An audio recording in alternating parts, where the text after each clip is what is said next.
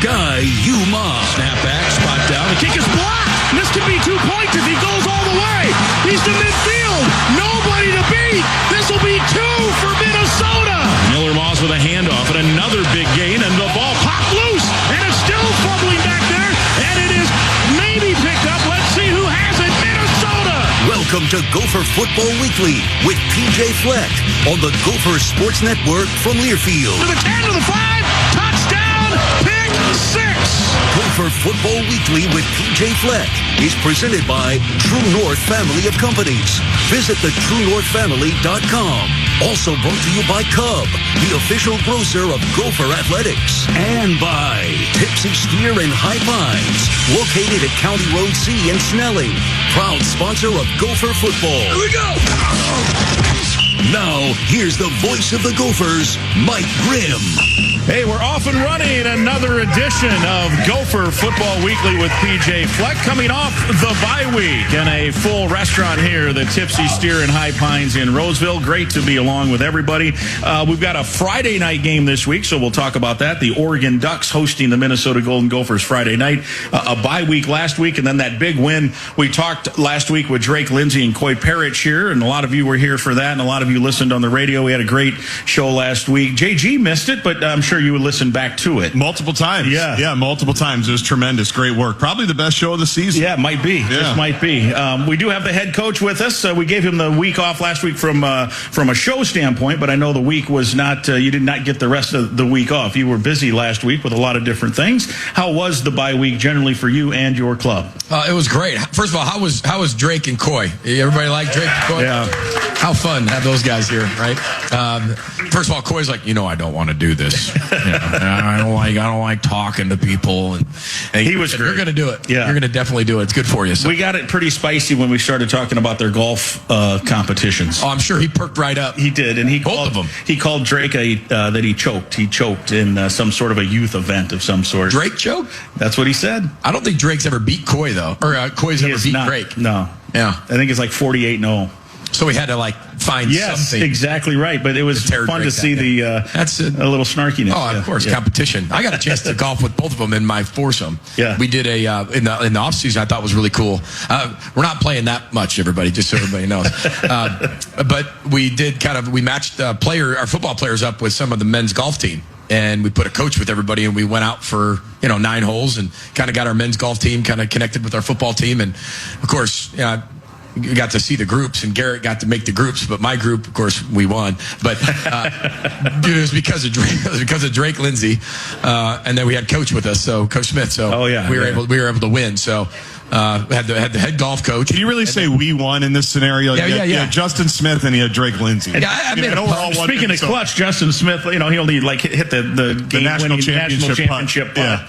Listen, it was a random draw of who was on everybody's team. Random draw. Yeah. I just happened to be right out of a hat. Coach Smith and Drake and Coy, and just happened to win. So it just it was great. I went last. I never had to hit a shot. Yeah. It was perfect. So anyway, bye week was really good. I think that was a question. Yeah. He said bye week. Bye week was really good. We spent time. We have 2 bye weeks this year, which doesn't necessarily happen every single year. Sometimes there's only 1 bye week. Sometimes there's 2 bye week. Garrett can tell you all the details of why that is.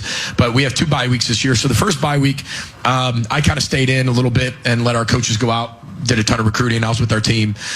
You doing a ton of work preparing, not only just doing like a process audit of your own team, but you're looking at other teams as you keep going forward.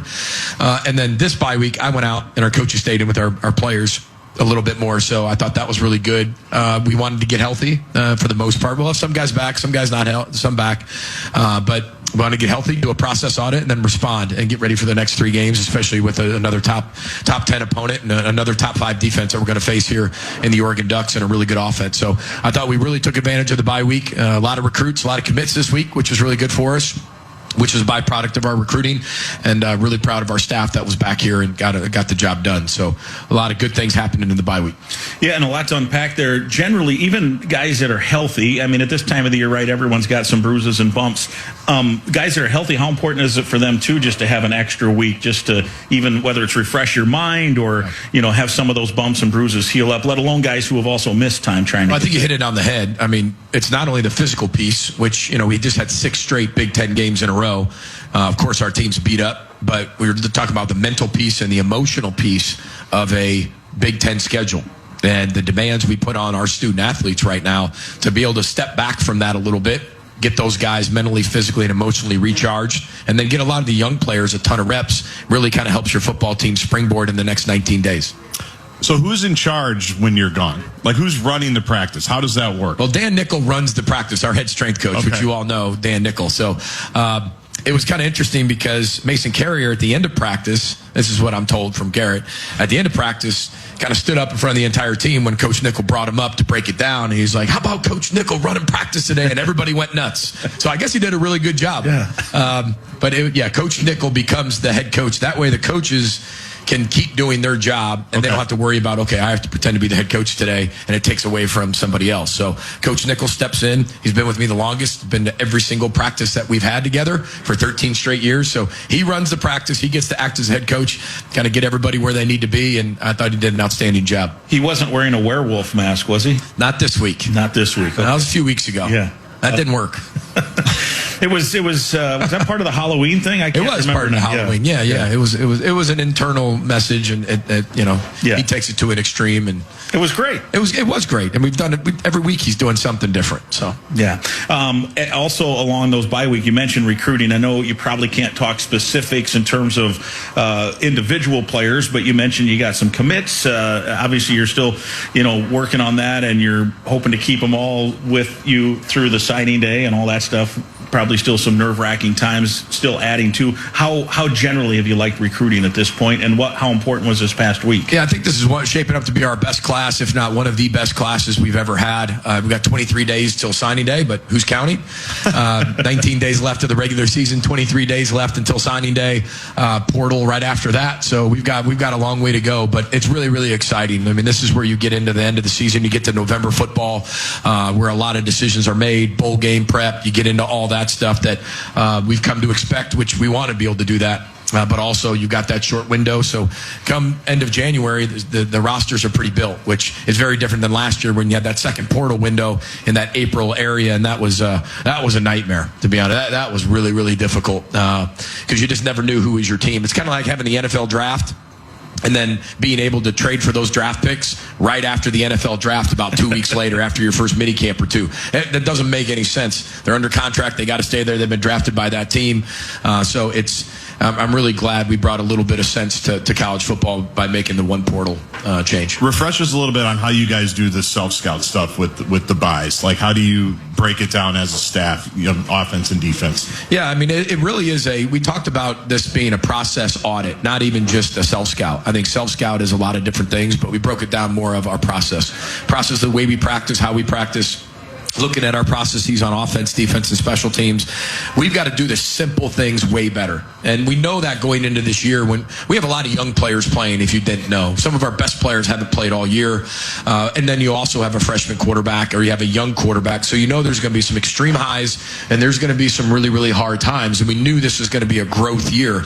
Doesn't mean it has to be a bad year. Just it's a growth year, right? There's a lot to learn. So we've got to continue to do the simplest things better. Sometimes when you have a really young player, they'll abandon their technique first because it seems a little odd, it seems a little awkward, it's not what they're used to, and you've got to stay really consistent in teaching those fundamentals and details. So it's going back to all the littlest things of whether it's offensive line play, and it's a white block, and it's a reach block, and it's the first step. It's your second step vertical through the, through the groin of the defender. Like, are we really getting that, or are we just doing it? Are we abandoning our technique? Are we really fundamentally sound? And at times we said we're not.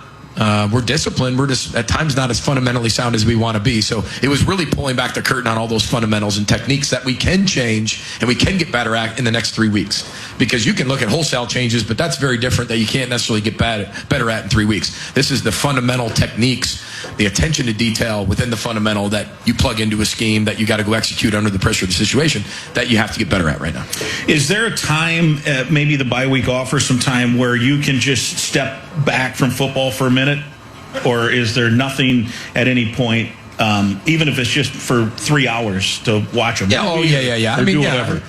Our coaches got off right when we got done with the game, we were the Michigan State win. It was a great win. It was a great comeback win. Ahead, then behind, and ahead, then tied, then behind, and then we came back and win, and then overtime. You got a lot of free football last Saturday, so you're welcome. But when you looked at it, we kind of took that Sunday off. Everybody got a refresh, and then the Saturday, everybody had off this past Saturday. But other than that, I mean, with recruiting and football and getting better, and there's a lot to get better at. So our coaches were in the office, and players were around, and I thought everybody handled it really well. Was there, when you come off of a bye week, I know you guys are process-oriented. Sunday, win or lose, you want that same process. But does it feel different last week coming off of a win, going into a bye week? I know the first bye week was not the way you probably wanted to go into it with the loss to Cal. Or is it really that deal Sunday, it's over, and we move into it? Well, it's over. The 24-hour rule always applies, but I can't tell you that the feeling doesn't stick with you when you have a bye week. Yeah. Usually when you're in a normal week, 24-hour rule is a lot easier because you flush it and boom, you're already into practice and the opponent's 4 days away. So that's a lot easier to do. When you have a bye week, it just lingers longer, right? And we've done a really good job of finding a way to score one more point than the opponent going into the bye week this past time, and that makes it a lot better.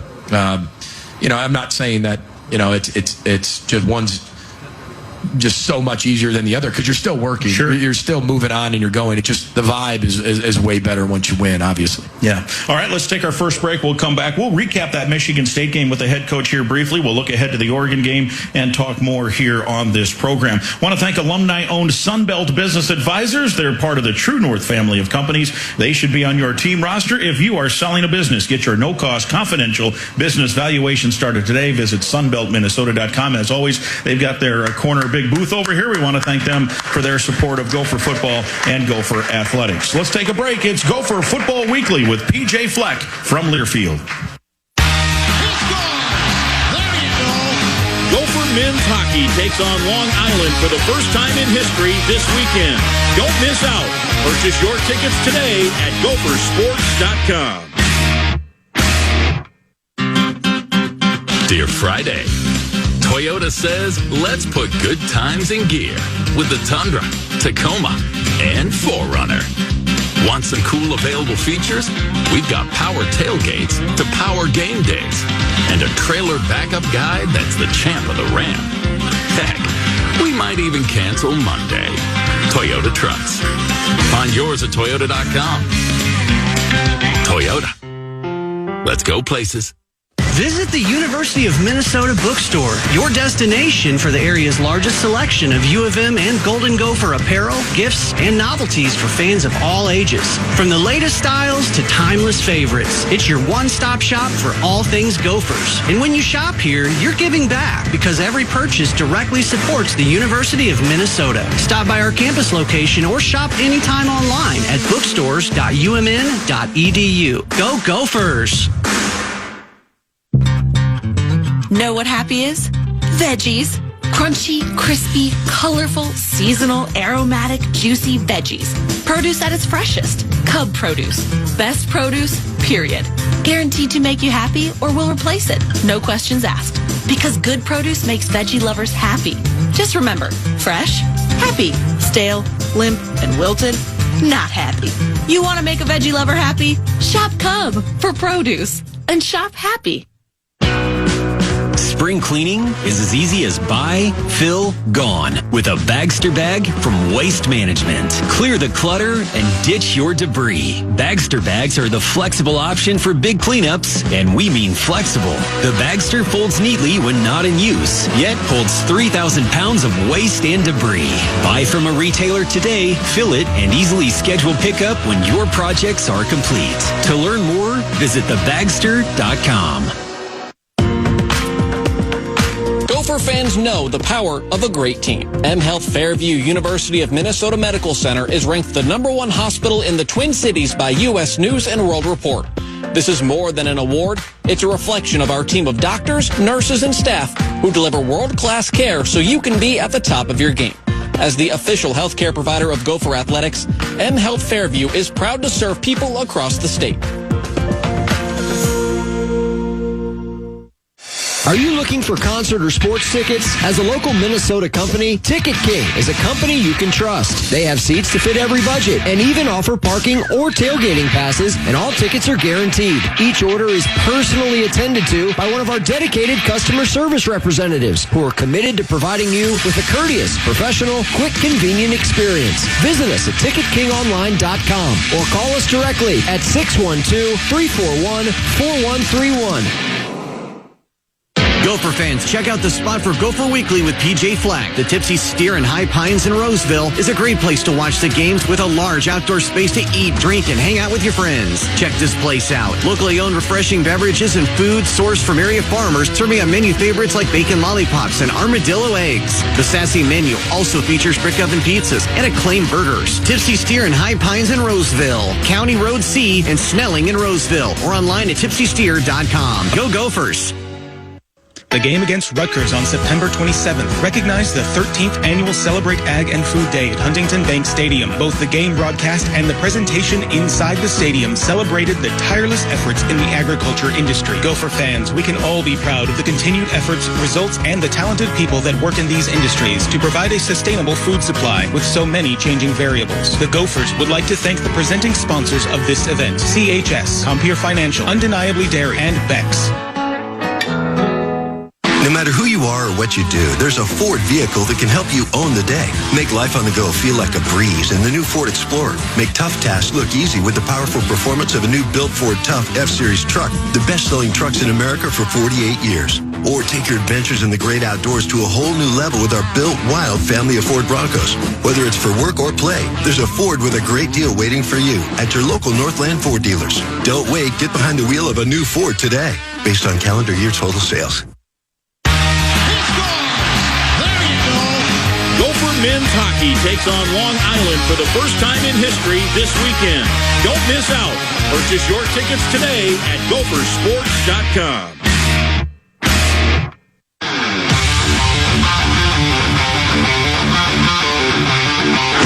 It's time now for the AVR Remix on Gopher Football Weekly with PJ Fleck. AVR, a McNamara company. Quality and service delivered. 17-10, Michigan State the lead. Quarterback sneak, Lindsey barrels his way close to the goal line. Clock continues to wind. Touchdown! Touchdown, Minnesota. And the extra point unit is coming on to tie the game. Now an I formation from the 3. Bierman, the fullback. In motion, Bibber. There is play action. Rolling left, Lindsey. He's got room to the 5. He is in! Touchdown! And that's a winner! Lindsey on the bootleg. There it is, the AVR Remix. We want to thank AVR for their support. Those were the game-tying touchdown and the game-winning touchdown, late regulation and in overtime. Lindsey scores both. We asked Drake about that last week. And I wanted to ask you, Coach, about it, too, because to me, I'm fascinated by the whole thing. Drake mentioned that as he's breaking the huddle, they call, I think it was a 34 blast was, I think, what he said. And then Greg Harbaugh, your offensive coordinator, said, but keep it. Did you hear that? And, and were you nervous? I don't know about nervous. My eyes kind of went, oh, okay. Like, we're going to do that. You know, because it was in the heat of the moment. Like, literally, broke the huddle, 34 blast. Here we go. You know, set, Blue 88. Blue 88, keep it. I want you to keep it. All right, boom. Snapped the ball, kept it. His play fake was average. Did he tell you that? He did. He said that had play fake been better, he would have had a much easier time probably scoring the touchdown. Yeah. But now everybody thinks he's a dual threat. He's got 5 rushing touchdowns on the year. Yeah. And I think he considers himself a dual threat quarterback. I think that's what he's attempting to convince us that trying he's to get you some spread option play. Zone reads, some option, to get him out and some quarterback draws, you know. Wishbone, maybe? Maybe. You never know. Yeah, never know. You never know. Two other follow-ups on that. We heard the quarterback sneak in regulation. You're a point behind. Did the thought of a 2-point conversion ever enter your mind? No. go and play overtime at home? Yeah, I mean, there's certain rules to that. Just like I talk about, like going for 2 until the fourth quarter. I don't go for 2 until the fourth quarter. I'm going to chase points early. That's a philosophy. Whether the book says that or not, like that's a philosophy I have of the way I was raised and the way that I believe as a head football coach. Now you have to make decisions. That's the exact same way. There's an old saying: when you're at home, go for the tie, get to overtime. When you're away, go for the win. Now, people are always going to hold me to that, and then we're going to get to that situation. You're going to be like, you said, whether it works or not. General rule. But that's a general rule that I was taught, and that goes all the way back, to Jim Tressel days. I mean, that's what I was taught, and I've watched it unfold, and for the most part, it's been really good. Because again, you got your home field advantage. You want to be able to go to overtime. You want to be able to hopefully win the toss, go on defense, and play in your student's end zone, on that side. So it doesn't exactly work out in the perfect world, but those are some things just kind of to start on philosophically. Yeah, and then Drake actually brought this up independent last week that if the play gets overturned, where his left foot definitely did hit out of bounds, I think there was never a great angle really to show it. But I think if I had to bet, I would say that the ball was over when his foot hit. I think of course it was. Yes, it's a touchdown. The uphold was right. But they reviewed it. Yes. However, let's just for the fun of the discussion say, why do we want to do that to ourselves? Because we want to know what you would have done. Drake said, we would have gone for it. What would head coach PJ Fleck have done? Well, I just told you, right, that my book that I believe in says kick the extra point. But if it was an inch, we probably would have. Yeah, you would have gone. Yeah. The persuasion from the guys that are on your team, I think that would have been a no-brainer. We would have went for it. Yeah, and you're right. At most, it could have been 6 inches, right? So you just push that line. Yeah, but I mean, truly, it was an inch. Yeah. Like, if you were going to spot that ball, you got to spot that ball with a millimeter. Yeah, exactly. But they didn't have to worry about it because he was clearly across the goal line. Clearly in. I'm not sure if you saw the same Jumbotron replay that I saw. That was clearly in. It was a touchdown. And so 34 blast, keep it, worked, and the Gophers get the win. Yeah, that's way too Minnesota nice right there. Yeah. Like, replaying that in my mind. Like, what if it didn't happen, though? But it did happen. It did happen. Let's not be nice to the other guys. That didn't mean it happened. So true, very true. Yeah. No, I just get insight. So then, his body, like, how did it actually? I even told him afterwards. How did you actually step out of bounds in that in the way that he stepped out of bounds? I said I would have ripped my hamstring in half. Yeah. Like, that doesn't even make sense to me that you land the way he landed with his foot inside the pylon and the ball kind of reached, but not. Yeah. But he did say he followed your rule. He was not going to reach. Which I appreciate. Which he did not. We've talked about that. I think that was with Tracy, right? Correct. Javon's touchdown earlier this year. I forget which game that was. But he... if it was fourth down, he should have reached. He should have reached. But or if it was a 2-point play, he should have reached. But not on third down. To see the next play. Yeah. So he... Don't get the touchback and the game the other way. On purpose, he didn't reach, and he wanted to make sure that he lived another day. Well, thank God he got in, because if he said, well, coach told me not to reach, and that's why I didn't score. See how it goes? Yeah. You're turning into a Minnesotan already. Oh, man, look at it. 9 years later. Do we have the bucket for the bookstore gift card? We do. If anybody else would like to, Coach, to discuss a hypothetical that didn't happen, write it down in the bucket and put it over there. We will do it, I think, in the fourth segment. Right? I'm sure you have 9 years of what could have been. Just go through some more hypotheticals. Yeah. Let's talk about... I've got a lot of hypotheticals that could have went the other way, too. For sure. In the positive no way. question. That didn't go really well. So how about the last drive? You talked about... they kick it out of bounds, which I'm sure on their side they're going, what are we doing? We can't kick it out of bounds. We can't give them anything. Then you have the face mask, and all of a sudden you're at midfield. But you mentioned that even the feeling on the sideline was they kicked it out of bounds. Okay, we got a shot here. We're not pinned deep. We're not too far back. It was obviously tough situation that you were up against, but kind of take us through what you saw from your team in that drive. Well, I mean, Drake's going up and down the sideline. We got to go. Like, here we go. Like, we're going to go down and score, and that's what you want from your freshman quarterback. And whether you can go execute that or not is going to be what determines the game. And obviously, we were able to do that. Them kicking it out of bounds. We had 2 timeouts left, and when you kind of look at how we managed the game, I mean, you've got 140 basically, right, to run your offense. And after the face mask, you're not really in 2-minute mode. You're kind of in like 2.5-minute mode, because you have plenty of time. So you're able to run the football still. You're able to hit your checkdowns. You're able to give or take what the defense is giving you. And it's okay to do that. If it's different than no timeouts, 35 seconds left, and now you got to go 60 yards, that's very different, right? Because you're going to have to get some chunks in there. We were very content with allowing our guys hit checkdowns. Cam Davis had a really good, he had 3 catches on that drive. Right. Femme had a really good run. We were able to, Jamison Gears had 2 catches. That was really big for us. They got a PI call on that too. And we were able to still run our offense, but just do it in a little bit more of an up-tempo way where I didn't feel like we were in truly 2-minute, and our guys handled that really well. Yeah, because you're trying to thread that needle to when you score. You don't want to leave them with a bunch of time to try to win the game themselves, right? Yeah, I think perceptionally everybody's like, well, we got to hurry up and score. Well, 1 minute and 40 seconds in football might as well be like 25 minutes. I mean, it is a long time. Heather always says that. Yeah. I'm like, babe, just 1 second. There's 46 seconds left in this game. I got to watch it. She's like, that could take 20 minutes. And she's right. Yes. That could take 20 minutes. And so we knew that we were going to be able to move the ball the way we wanted to move the ball, and they were in their 2-minute defense, which we're really familiar of, and I thought our guys handled that really well to a high level of execution. Yeah, in fact, there was some game I was watching. They were trying to drive in, got it like 1st and goal at the 8 with like 50 seconds and clocked it, and I'm like, 50 seconds? Why are you wasting it down here? But right? I think that's where people can get really confused. If we've had that happen in our crowd, to be honest, at times, like. We're getting booed at something because we're not going fast enough, where I'm really not wanting them to get the ball back. Exactly. Because you're playing offense, but the way you're running your scheme is you're truly playing defense with your offense to make sure you can't give them an opportunity to go down and score. And even the time we left them was still too much for me. I think it was like 20-some seconds. That was a lot. That's an eternity. Look at the NFL.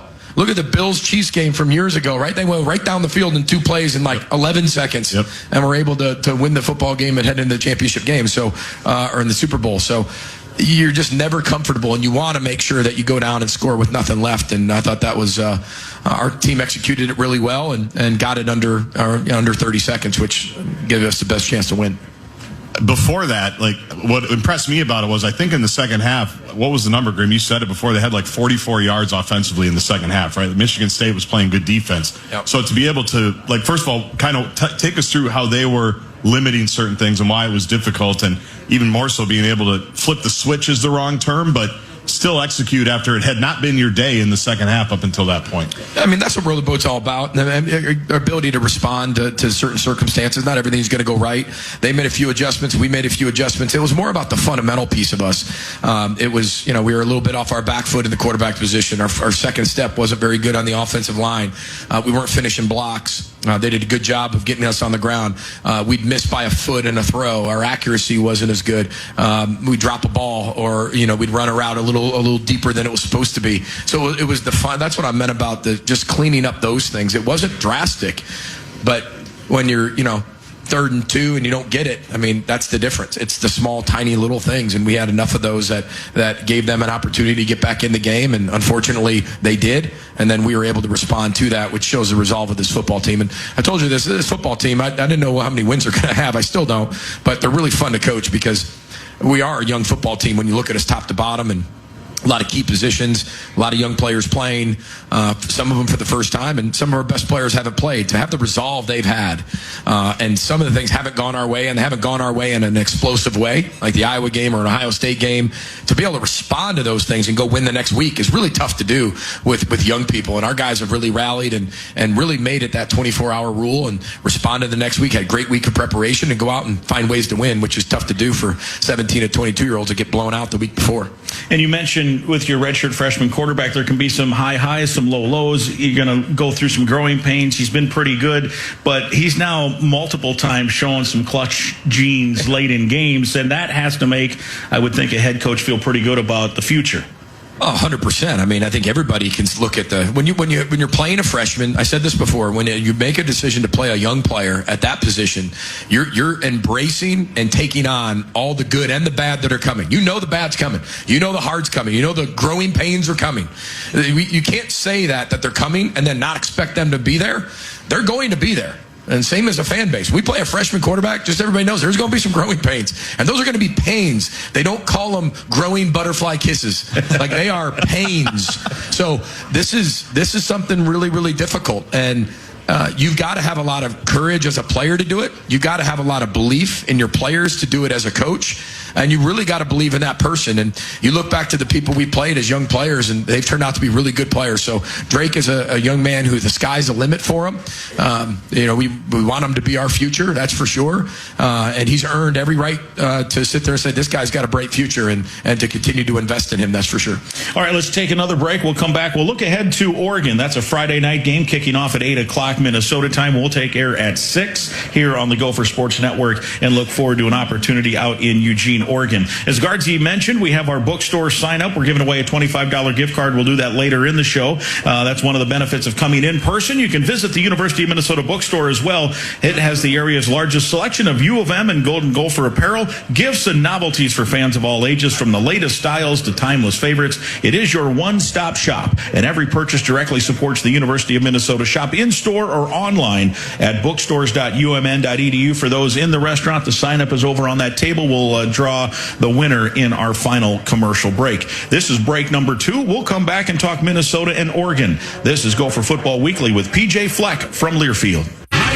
Here in Roseville, it's Gopher Football Weekly with PJ Fleck, Mike Grimm, and Justin Guard with you, and a full restaurant of Gopher fans and the head coach, PJ Fleck. Hard to believe where the season's at. Just 3 games remaining. Friday is Oregon, and then it's at Wrigley Field next weekend at Chicago against Northwestern, PJ Fleck's hometown, and then Wisconsin, the final home game, the battle for Paul Bunyan's axe, which means after this show, just 2 shows left. Next week, program note, we will be on campus, so no show at the restaurant. You can listen Tuesday at noon next week, but we will be at the football offices for that show, and then the final show will be back to normal here on November 25th, leading into the battle for Paul Bunyan's axe. So that's just a quick programming note. We're here and ready to go today, Minnesota and Oregon. Friday night football, a top 10 opponent. Not too shabby of a week, huh? No, not really at all. I mean, they're really good.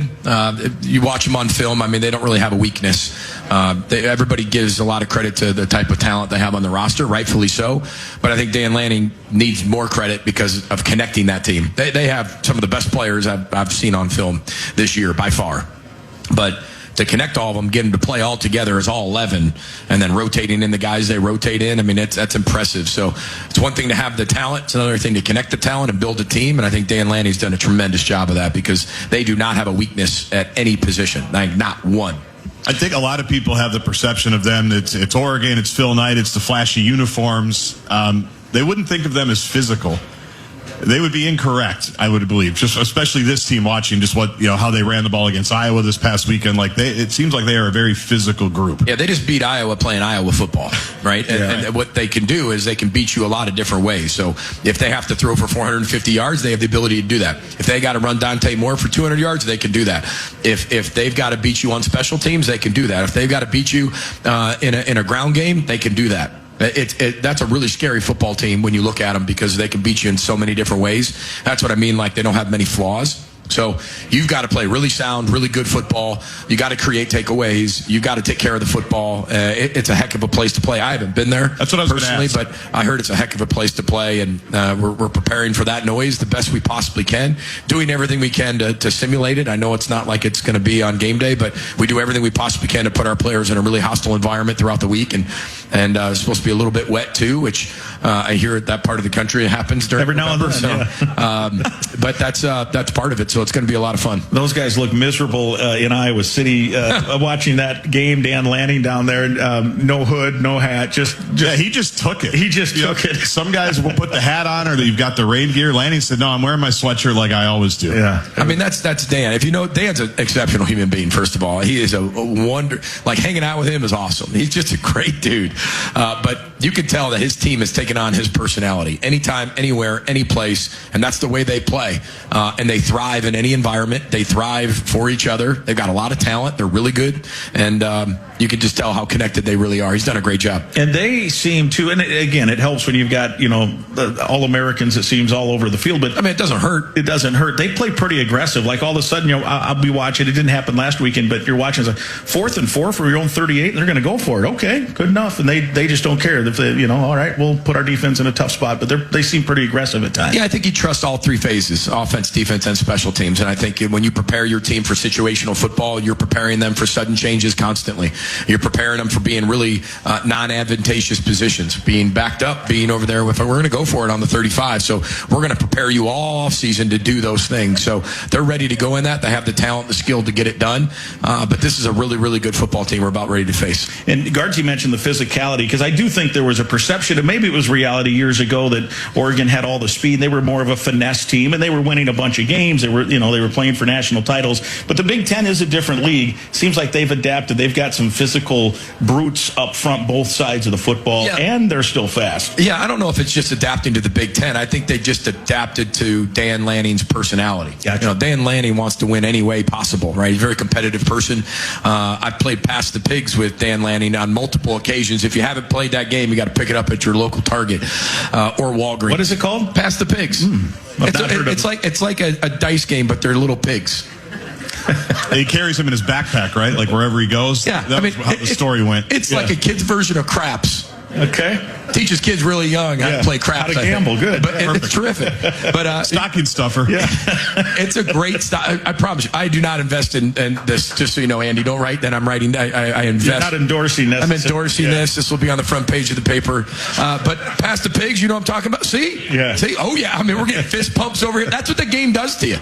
Pick it up on your way home. And it's simple. Gravik, you're going to love it. I promise you. You and Deb are going to play this all the time. Heather and I play it all the time. Take it everywhere with us. But anyway, let's go back to Dan Lanning. He's really, really competitive, and you can see that when we play this game when our head coaches get together. He's just, you can see them taking on that DNA and that personality of beat you a lot of different ways and put the hand in the ground and play some real football. Yeah, I remember you told us a few weeks ago you went to, I was at Keith Urban with the Nebraska coach and the UNLV coach. Kenny Chesney. That's wrong country music singer. Got those mixed up. But anyway, you were at the Spear, and was it at the Big Ten media days you told us you were hanging with Danny Lanning? Was that in Hawaii or someplace at a coach's meeting or something? That was on the Nike trip. Okay. Yeah, so Phil Knight, fortunately, you have to be invited. We got invited, and then you're grandfathered into this trip. Yeah. It's a great trip. It's a Nike trip. Phil Knight takes coaches to, whether it's Hawaii or Cabo, and it's a great trip. It's a Nike business trip. Quotations for people listening on the radio. Rough. But it is awesome. A lot of we're human beings on that trip, and there's about 15 of us, and the executives from Nike are there. Phil and Penny are there. It really is a bonding weekend. It's unbelievable because you learn a lot about Nike, what's coming out the next week, but you also have time to spend with a lot of the executives and the higher ups in Nike, because the business of college football, business of Nike, there's a lot of parallels to it, and you get spend a lot of time. But there's a lot of hanging out with each other, and whether it's golf or whether it's Past the Pigs or whether it's hanging around the campfire. That's where you learn the pigs for the first time? That's where I learned the pigs for the first time. So that was that trip. The other was Coach Rule and Coach Mullen. Separate. That was Kenny Chesney. Yeah, I mean, we have all this time, guys. We just hang out. I mean, in the off season, we don't do anything. We just got to hang out with each other, go to Hawaii and do the Nike trip and go to concerts. Vegas, it's really great. Wherever else. Yeah. Nice. So what have you heard about Autzen Stadium and what makes it unique or different? I just heard it's really loud. It's really loud. And the way it's designed and their fans and how passionate they are for Oregon football, and the way that the stadium's designed with that kind of overhang to trap the noise, kind of how Washington's built a little bit. Yep. Which kind of deflects the noise right back onto the field. So that's kind of what I've heard about it. And, we look forward to having an opportunity to go play there. The experience didn't go well in terms of the score, but you're at Ohio State, you're at Kinnick, so you've been able to at least deal with the noise, whether it's through silent counts or what have you. Can that help now? Maybe your third time into an environment that, top 5 defense is all 3, right? Or top 10 defense is all 3. Yeah, I think it has to do with the 3 teams being top 5 defenses, let alone the crowd noise. Because I think we were pretty good in pre-snap penalties and communication and pre-snap before, and we're going to have to be really good in this game as well. Very similar pre-snap routine, but we've changed it up a little bit so people can't get beats on us. But we got to be really good before the snap, and we're just going to have to execute at a high level. But it helps you when you're in those environments, especially if you have some younger players playing in some key positions. And all of that, those are called growing pains. Those pains usually leave a scar, and I want that scar to stay. where this is no scar removal. You keep those scars and you learn from your past to create your future. So hopefully we'll definitely have a better showing than we did in the last few.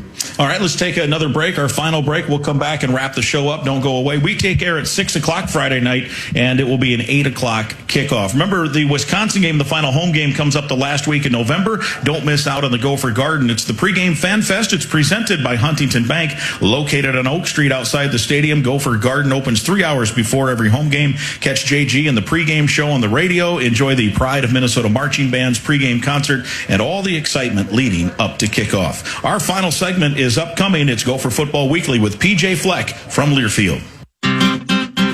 Dear Friday, Toyota says let's put good times in gear with the Tundra, Tacoma, and 4Runner. Want some cool available features?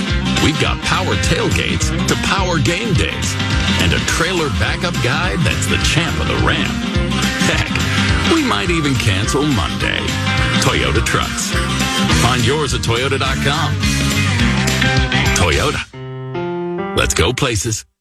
The game against Rutgers on September 27th recognized the 13th annual Celebrate Ag and Food Day at Huntington Bank Stadium. Both the game broadcast and the presentation inside the stadium celebrated the tireless efforts in the agriculture industry. The Gophers would like to thank the following participating sponsors: Ag Country Farm Credit, Minnesota Biofuels Association, Minnesota Corn Growers Association, Minnesota Pork Board, and the University of Minnesota's College of Food, Agricultural, and Natural Resource Sciences for their continued support.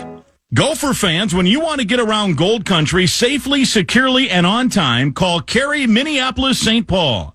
Carey Limousines, a global leader in business travel, offering a world-class fleet and reservation staff who make sure you arrive on time, every time. The team's available 24/7, so give them a call whenever you're ready to travel. 612-623-0565 or visit the webpage, CareyMPLS.com. And go Gophers! You can guarantee yourself a Minnesota maroon and gold win when you sell your business with Sunbelt Business Advisors. Sunbelt is a local alumni-owned company and proud sponsor of Gopher Athletics. Sunbelt provides business owner brokerage services to small businesses as well as mergers and acquisition services for companies up to $150 million in revenue. Are you thinking about selling? Sunbelt can help you make the most from your life's work. Visit sunbeltminnesota.com for a free confidential value range. Minnesota's largest seller of companies. sunbeltminnesota.com. And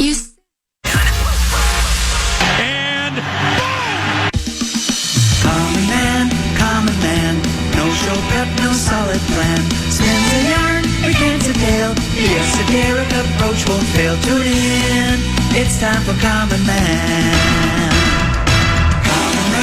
Common man, charms the housewives like no one can. What'd you shoot? Where'd we play? Non-stop nonsense on deck today. Tune in, it's time for Common Man.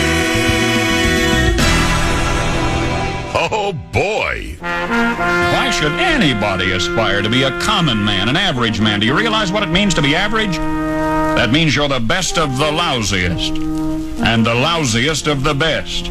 Now, if we demand more and more for producing less and less, while the have-not nations encourage and inspire and indeed require hard work and maximum effort, if we deify the common men while they encourage and reward the uncommon ones, well, the end result of such a lopsided race as that is too obvious to require elaboration. I mean, it's like, hello. Out of hundreds of deals that I've done. Hundreds. Welcome back to the spotlight, young man.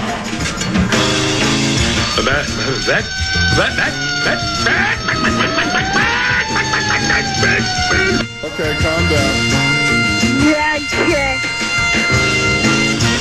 I didn't say that, Common. Don't put words in my mouth. You just have to draw your own conclusions, people. Ladies and gentlemen, we got him.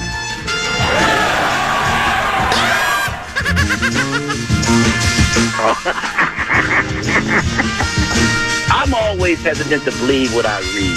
You know what I mean? I think that still it comes down to society. Many times people are forced to believe what they read, and many times what you read might or may not be true. It is Vivaldi. It is Rachmaninoff. Talk about guys stealing from 1 to 3. You ought to pay that station to be on there.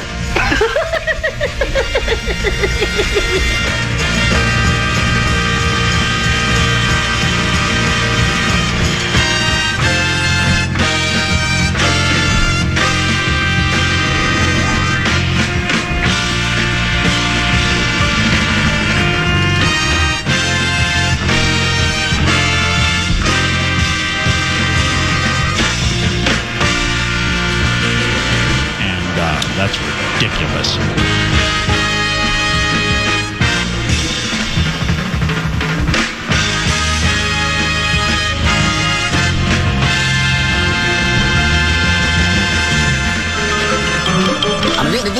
That's all, folks.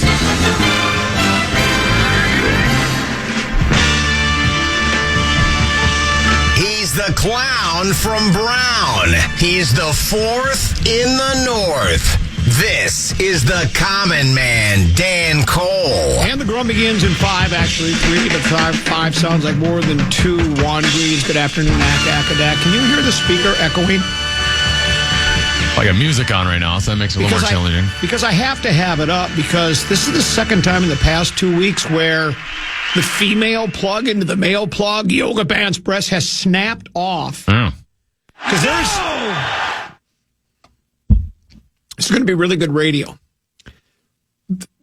This is inside radio information for those of you listening. We have a shared headset that is plugged into right beneath the console here, right? Between the countertop.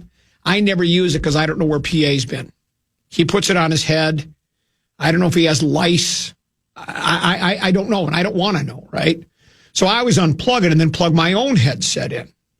This is the second time I've went to take the headset out, and it's snapped off, and I can't get it in. That's going to be on the morning show button bar. It's snapped off, I can't get it in. Brass yoga pants. There's a sexual innuendo. We used to do that in 8th grade. We really loved doing that in 8th grade. Can you hear it, by the way? No, I think as long as it's quiet enough, it's good. Maybe I never have to use a headset ever again. I've told you my bit about the day that they do fire me. And I'm going to do it for all radio people, the class action lawsuit. That because of having to wear headphones for 40 years, I've lost my hearing. Would like to call the plaintiff to the stand? Mr. Cole, do you swear to tell the truth, the whole truth, or some semblance of the truth, so help you God? I beg your pardon? Case closed. I win. Deaf. Lost hearing because of wearing headsets. So, there it is. So we'll see if we can get engineering guy back here during the next break. Because last time it happened, you know what? It's funny to me. It's almost like engineering guy was almost like a NASCAR pit stop. He has a very short period of time to we have long breaks. It's because it broke off in here. Yeah, I got a new one. No, you're never going to be able to get this one out. Good luck to you. So, told you. So, engineering guy came. You know, like when you watch a NASCAR, they have like 7 seconds at a pit stop, right? It's crazy. They change all 4 tires and fill it up with gas and they're gone, right? Engineering guy could work at Talladega. He comes in here and he's got a couple of minutes to completely rework a headset. Bingo, bango, bongo, it's done. Just like that. That was Chad Abbott, who he could get in a lot of trouble. He lost his 3rd class operator's license. Really? Yeah. And so he's not supposed to do any engineering whatsoever. I have my 3rd class engineer's operating license, and I'm able to. I still have mine, and I don't let him forget it either. He can't remember where he lost it. It was like in a change from one office to the next, and it's gone. I still have mine in my office. Like a physical certificate? Yeah, my little certificate. I have mine posted in my office. When do you think the last time I was in my office? Remember when all I wanted, I was demanding an office. Yeah. We had all these empty offices, and I'm like, well, why can't we have an office? And Greg Swedberg, who I never see anymore, said, well, why can't you have those offices? You should use it. So that's what I'm saying. So I used it every day for about the first week, 2 weeks. I haven't been in my office. I actually went there the other day just to see if it was still there, and it was, but I don't use it anymore. To remove the cobwebs? Do you want my office? Sure. You can have it. I would love it. If you want an office, you can have it. Just selfless you are. Yeah, that's it. I'll give you my office. Well, remember when we first had the cubicles and they had you right next to JG and I had the little empty one at the end and you asked me if you could have it? Because you use it. I don't. You didn't want to be It didn't stuck. quite play out like that. And then I played it out like, well, no, I'm not giving you that. And you were bitter. Well, I was bitter because Abba had come up to me before then and said, hey, where would you like to sit? And I pointed to that spot and then he marked me down. And then when all the desks got rolled out, I wasn't in that spot anymore. Yeah. Isn't that funny? And then so the guy who's never here is the one who got the good spot. Right. And I pretended that I wasn't going to give it to you. And then, of course, I did because I just don't use it. Well, I went from the spot I was supposed to sit at into the office. It was between you and JG in a cubicle section. And it's like, I don't want to be between the two of you guys. Plus, your backs are to the it's just the configuration of the cubicles here is awful. I don't want to be right next to somebody in a cube is supposed to be your corner, you're cornered off, right? Like you're in a cube. Hey, look it's fixed. Hold on, I'm going to put my headset back in. You doubted Chad Abbott. I did. I didn't think he could do it.